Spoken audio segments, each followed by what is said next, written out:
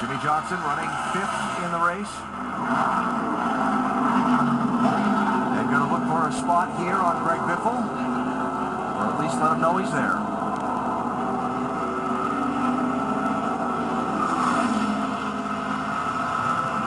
Not a tremendous day for the 48 car, but a very solid day for sure. As Jeff Gordon picks up another spot. That's 11th place from Truex. Hey, I believe Jeff's going in the right direction now. We saw him earlier in the race that he was getting passed by most of these cars. So the adjustments they made, as Doc reported, are beneficial for them and helping Jeff at least go forward and make up a few spots here. Vince? No damage on the 88. They're just going to come in and give him 4 tires, but the car was kept clean, so good job for Dale Jr. to keep it clean, just tires and going. It's got to be aggravating when you've had a decent day and it all goes away in the final 6-7 laps. Yeah, it happens so many times on these road courses, you know, whether it's you make a mistake or you're shifting or your brakes go away or you get hit. It just seems like, man, you've had a solid day and then everything goes in one little mistake. There are your top 3. Kyle Busch, Marcos Ambrose, and Brad Keselowski running 3rd, Dave. Keselowski's crew chief told me this morning, our strength is the long run. I'm not sure anyone can beat us there. But listen to Brad right after he got passed by Marcos Ambrose. I just pushed so hard, I got nothing left. And 4 of them guys behind you are running 13 flat. Remember, you always go faster when you say gas. It's nice and smooth here. Pushed hard, nothing left, and that cannot overcome the aggressive moves made by the 9 and the 18 earlier, Alan. Restart, Dave, with 16 laps to go. Was a huge moment in this race. Well, in Brad's defense, it's hard to be smooth and take it easy and try to make lap times when you got 2 of the very best road racers chewing on your rear bumper. So he had to go as hard as he could to try to hold them off, and he couldn't do it. Now he can just sit here and see if his car will come back to him. Change for 4th. Look at Johnson on the move. I saw him early in the race, kind of established himself up there in the top 5. Never really showed that he had anything for these first 3 drivers today, but there he is in 4th. He and this team got so many people's attention, their rivals' attention, with that dominating win at Indianapolis. And they are certainly in championship form. Numbers in their championship years this year compared to that 5 straight run, they're right on target. Menard slides wide. Jeff Gordon into the top 10.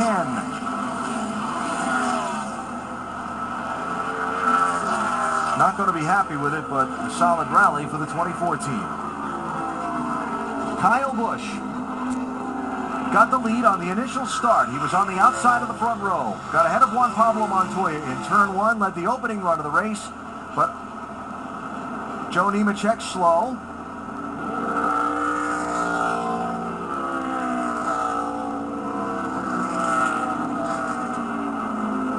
Trying to make it back around to the pit lane. I'd say maybe he's had a transmission problem or something like that. Trying to make it back. Yep. 2 laps to go.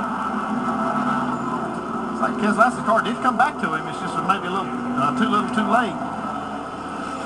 See there, if Ambrose happens to make a little bit of a mistake, Brad will be there to take advantage. Right there's a little bit of a mistake on the 9 car. Though it's a mistake, it just looked like his handling's going away on him. Yeah, bobbing and weaving around a lot.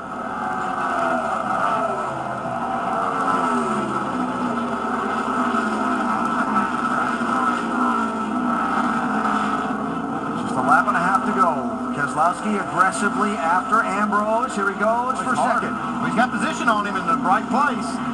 Well, he made a great move through the interloop. He slid that thing through there and jumped back in the gas. He could see that Ambrose's car was really going away. That 9's bobbing around. I see the 18 moving around like he might be out of fuel. That's exactly what I was thinking, Andy. I was wondering if he was running out of fuel here.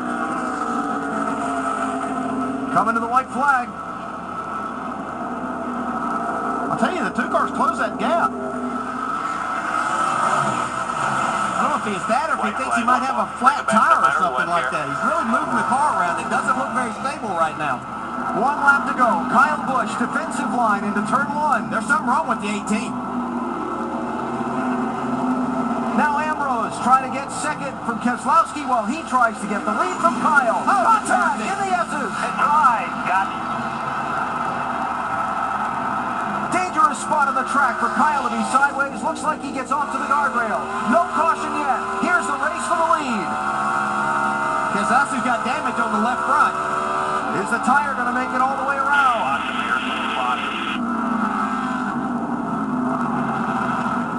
And will the 9 help him? Everybody's in the grass. Oh, you're clear. Dig, dig, dig. That might have been the race right there. We'll see. No, Keselowski's slower.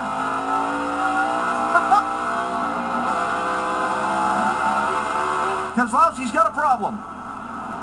Trying to stay with Ambrose. 2 final corners. Do they use the bumpers? A nudge, a push.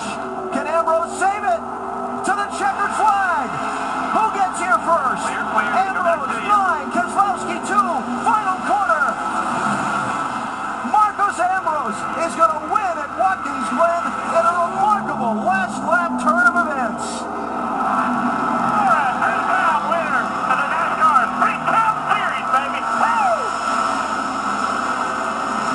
Jeff Gordon in the wall. That's off the final quarter.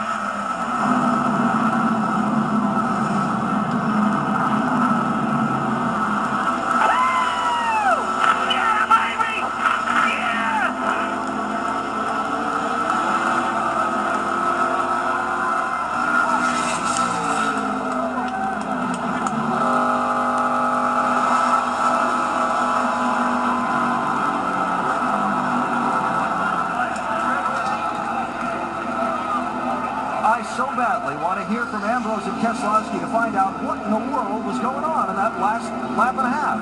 Everybody, what happened to Kyle Busch's car? That was a year's worth of excitement in 2.45 miles. Incredible. It's almost like the 2-car would go and then stop and then go, and it's almost like it was out of fuel, but he's still running.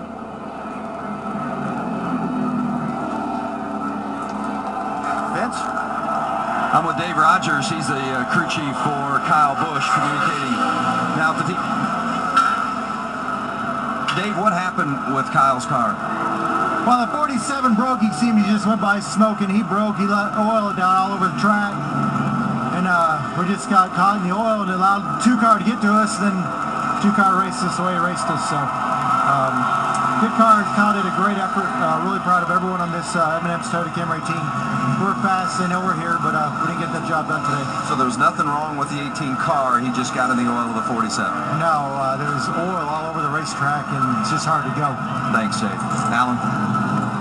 Well, that explains a lot right there. There's probably oil all the way around the track, and that's why we couldn't figure out exactly what was going on.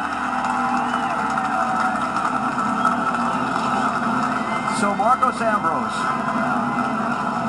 with the first ever last lap pass for the win at Watkins Glen.